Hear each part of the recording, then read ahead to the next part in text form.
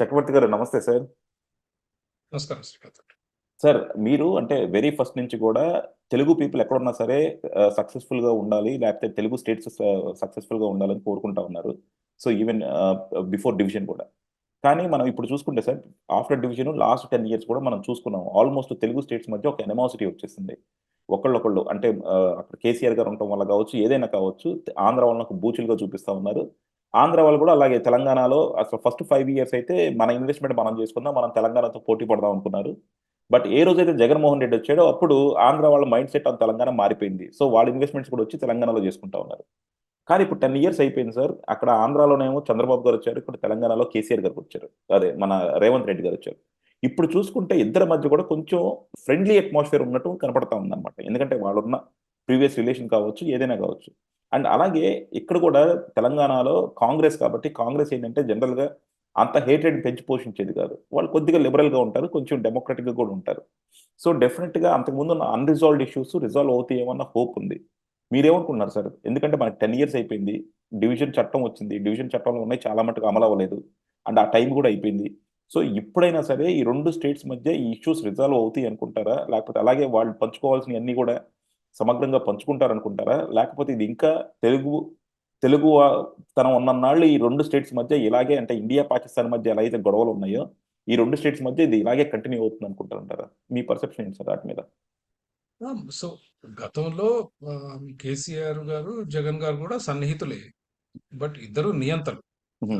నియంతృత్వం వాళ్ళ నియంతృత్వ పోకడ మూలంగా పోయారు కానీ సి రెండు తెలుగు రాష్ట్రాల మధ్య ఉన్న మనస్పర్ధలు కానివ్వండి, ఆస్తుల విషయంలో ఆ, ఉన్న కొన్ని ఇబ్బందులు కానివ్వండి, this nothing, it's not personal. ప్రజల మధ్య ఉన్న విభేదాలు కావవి విభజనతోటి కేంద్ర ప్రభుత్వ వైఫల్యాల మూలంగా వచ్చింది. దీంట్లో ముఖ్యంగా నదీ జలాల్లో కూడా అంత కాంప్లెక్సిటీ లేదు. బట్ ఈ ప్రాజెక్టుల మీద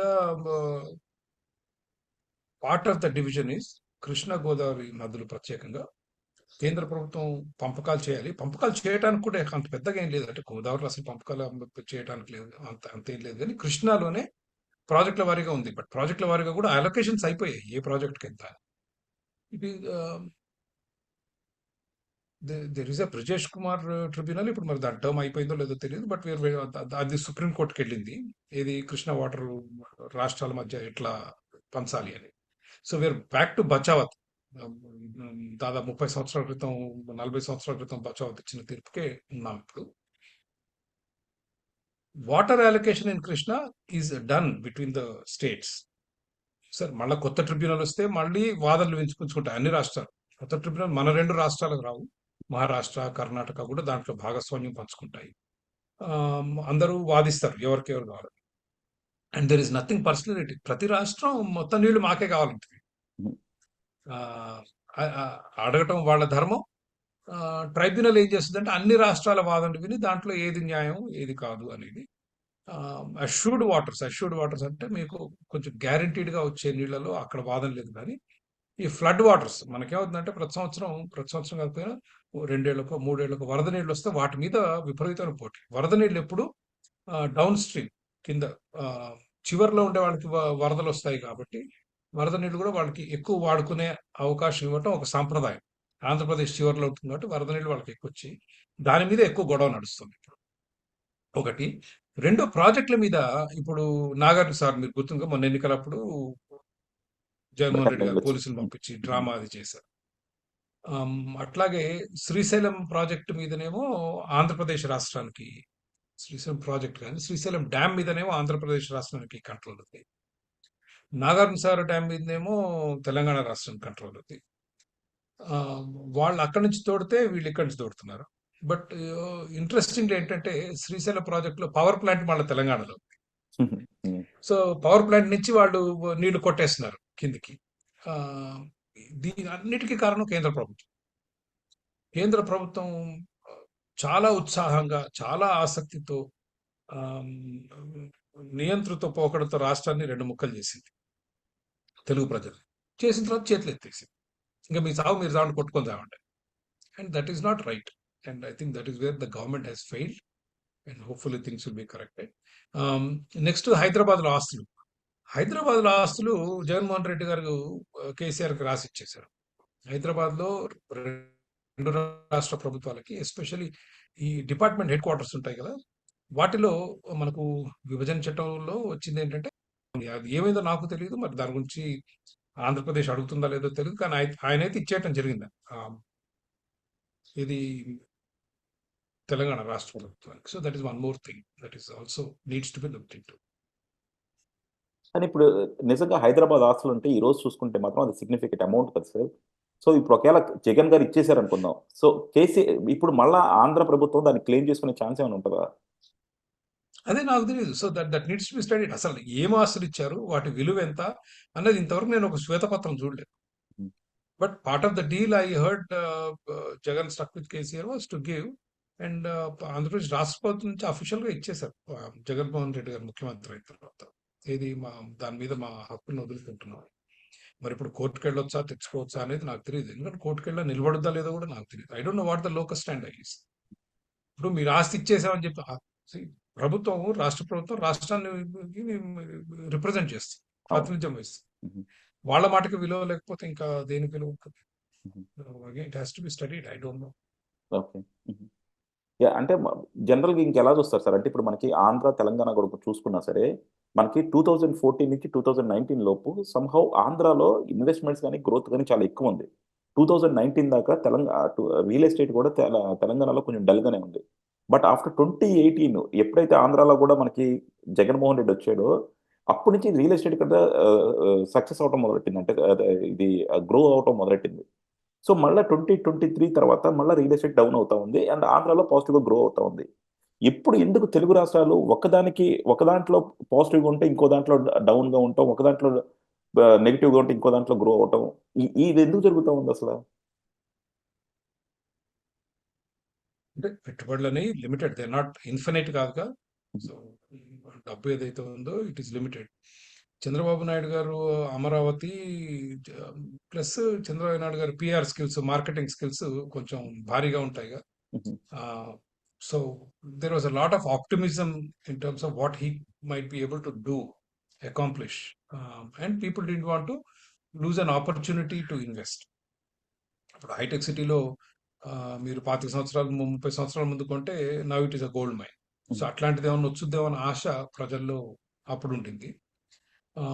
ఇప్పుడు కూడా ఎలక్షన్ రిజల్ట్స్ వచ్చిన తర్వాత అమరావతి ప్రాంతంలో ఐ వాస్ టోల్డ్ డబుల్ అయ్యాయి రేట్లు, డబుల్ అయితే ఇంకా బానే భూమి ఉంటది రేట్లు. సార్. ఇంకా పెరుగుతా ఉన్నాయి. Double is kind of expected. పెరుగుతా ఎందుకంటే ఉన్నాయి. వాళ్ళు ఆ 5 ఇయర్స్ సఫర్ అయ్యారు గాబట్టి, సో డెఫినెట్‌గా వాళ్ళు ఈ స్ట్రగుల్ అయిన దానికి ఇమ్మీడియేట్‌గా గవర్నమెంట్ మారగానే డబుల్ అవుతుందన్నది అందరి ఎక్స్‌పెక్టేషన్ అన్నమాట. కానీ అది డబుల్ నుంచి త్రిబుల్, 4 టైమ్స్ అలా పెరిగిపోతా ఉన్నాయి. హ్మ్. ఎందుకంటే సి మనకు అసలు యాక్చువల్లీ ఇండియాలో 3, 4, 5 సంవత్సరాలకు ఒకసారి డబుల్ ఎట్లా కావాలి, because our inflation is very high. Yeah! Uh huh. మనకు just to correct for the inflation our land prices increase on their own. మనం ఏం చేయకపోయినా వాటి అయ్యే పెరుగుతుంటాయి, ఎందుకంటే ద్రవ్యోల్బణం. బిట్వీన్ 2014 అండ్ 19, సారీ 2019 అండ్ 2024 పెరగాల్సిన తర్వాత తగ్గాయి. చాలా చోట్ల సగం అయ్యాయి. హుహు. అవును. రైట్. సో సగం అయిన దాన్ని పెరగంటే 100%. హ్మ్. 100% పెరిగితే మీరు ఏ స్టేజ్కి వెళ్తారు? 2019 స్టేజ్కి వెళ్తారు. హుహు. రైట్. అవును. Then 2019 to 2024 just because of inflation పెరగాలి. హుహు. రైట్. అది ఇంకో 50, 60, 70%. Then lot of growth has come in during this period. Chandrababu Naidu గారు యూఫోరియా ఎన్ని వచ్చాయిగా. ప్లస్ ఈ ఈ క్రమంలో హైదరాబాద్లో విపరీతంగా పెరిగాయి రేట్లు. సో అట్లా అట్లా పోల్చుకుంటారు రియల్ ఎస్టేట్ వాళ్ళు. అది ఎంతవరకు కరెక్టో తెలీదు. But what Hyderabad has is organic growth. Yeah! Exactly. హైదరాబాద్‌లో there is a major functional difference economy between ఉంది. హ్మ్. ఆ! ఇందాక చెప్పినట్లు ఆ 10 లక్షల మంది ఐటీ ఉద్యోగులు ఎవరైతే ఉన్నారో, they are the ones that run Hyderabad today. Hmm. And NRIs. ఎన్ఆర్ఐస్‌లో వచ్చే కొంత డబ్బు ఇప్పుడు ఆంధ్రాకెళ్ళొచ్చు. బట్ అంతమందం కాస్త స్లో అయింది Hyderabad market. There is no question. Revanth Reddy గారు వచ్చినప్పుడు కాస్త స్లో అయింది. Because KTR brought lot of vibrancy to Hyderabad economy. Very cosmopolitan outlook. Ah, ఇది రెస్టారెంట్స్ ఇవన్నీ బిజినెస్ వ్యాపారాలు 24 గంటలు ఓపెన్ పెట్టుకోవచ్చు యాక్చువల్లీ. హుహు. So he brought a different outlook to Hyderabad. He basically copied as it is. Chandrababu Naidu గారు పునాది రేసిస్తే ఈయన బిల్డింగ్ కట్టేశాడు. హుహు. ఇంకా ఆయన కంటే ఇంకా బాగా కట్టడానికి ప్రయత్నం చేశాడు. So he competed. Revanth Reddy దగ్గర నుంచి ఇంతవరకు మనకు అది కనిపించట్లేదు. నేను ఇందాక మనం ఆఫ్లైన్లో మాట్లాడేటప్పుడు చెప్పాను, శంషాబాద్ టు హైటెక్ సిటీ మెట్రో రాగానే తీసేశాడు. అసలు అంతకంటే పిచ్చి పని ఇంకోటి ఉండదు. హుహు. ఆ, మీకు లక్షల కోట్ల రూపాయల రెవెన్యూ వచ్చే ప్రాంతానికి మీరు ఎన్ని వేల కోట్లు పెట్టుబడి పెట్టినా తక్కువ. హుహు. రియలీ హెల్ప్స్ టు 10 లక్షలు ఉపాధి అవకాశాలు 20 లక్షలు కావాలి. 20 లక్షలు కావాలంటే ఏం చేయాలి? హ్మ్. That's what we should. But however saying that regional ring road మొదలు పెడుతున్నారు. It's about 300 kilometres circle. That's a fantastic idea. Regional ring road ని మళ్ళా అవుటర్ రింగ్ రోడ్ కి అనుసంధానం చేసి కట్టడం. They've asked some contractors to do it. So it's a beautiful idea. But saying that, real estate market is a little slow in Hyderabad. But this is a more sustainable market, Hyderabad market. మీకు అమరావతిలో over night double కాకపోవచ్చు కానీ it's more reliable market because there is a economy, functional economy. అమరావతిలో is a more speculative market. So me if I have to give an example, Hyderabad invest చేయటం is like investing in Fortune 500 companies, hmm. Large established companies.